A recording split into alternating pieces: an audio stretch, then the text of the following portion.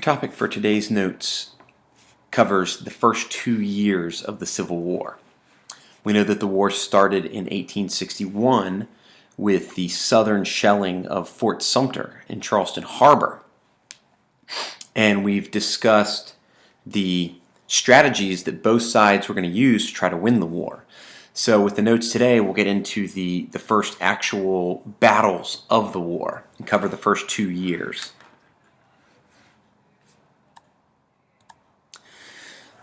So the war starts off with heavy fighting in Virginia.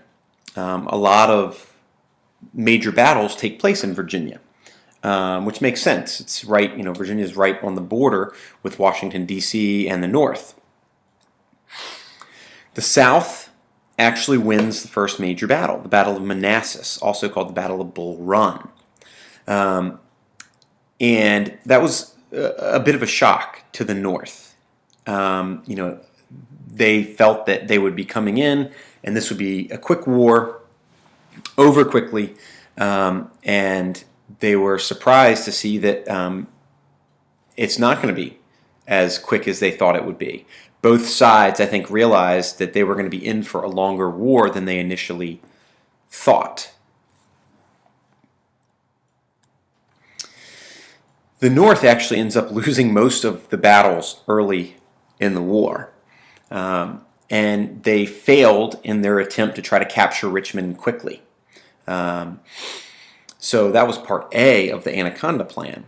And so the North fails to achieve that early in the war. And in fact, they're losing most of the battles. The North started its blockade, which is part B of the Anaconda Plan, but it didn't have enough ships to blockade the entire southern coastline. So there is a blockade in place, but it's only but so effective because there's big gaps in it, right? There's not enough ships to really blockade the whole coast. The North sent one of its other armies into Tennessee and began to actually win some battles there. So that related to Part C, which was to cut the Confederacy in half by taking control of the Mississippi River. So things aren't going real well with Part A. They're going okay with Part B. There's some success with Part C in the first 2 years.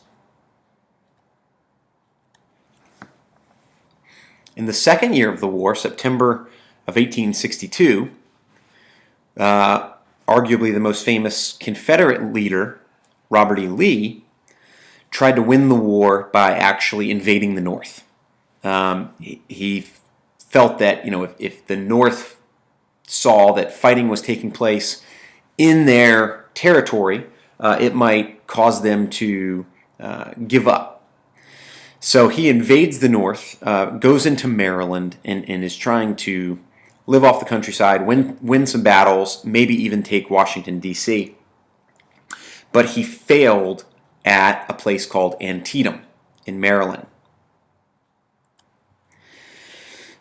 At the Battle of Antietam, the single bloodiest day of fighting in U.S. history occurred.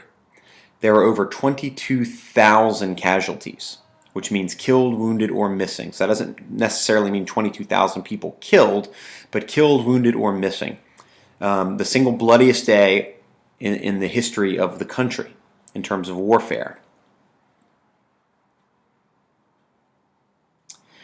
So after Antietam, General Lee is forced to turn back. He's forced to go back to Virginia and continue to fight a defensive war in Virginia. But Antietam is important for a number of reasons. Not only was it important for the North to turn Robert E. Lee back, but it was important because President Lincoln had been waiting for a Union victory. He had decided that he wanted to issue an important order that would free the slaves in the South. And so he does this, but he wanted a Union victory first. The closest thing he gets to it is the Battle of Antietam. So, following the Battle of Antietam, President Lincoln decided he he was going to free the slaves in the South if the South did not give up. And he issues what was called the Emancipation Proclamation. It said, at the start of 1863, January 1st, 1863, any states that are still rebelling against the United States, slaves in those states will be freed. And so that gave the South a couple of months to make up its mind about whether they wanted to continue fighting or not. And if they were still fighting at the start of the new year, the Emancipation Proclamation said that slaves in those territories would be freed.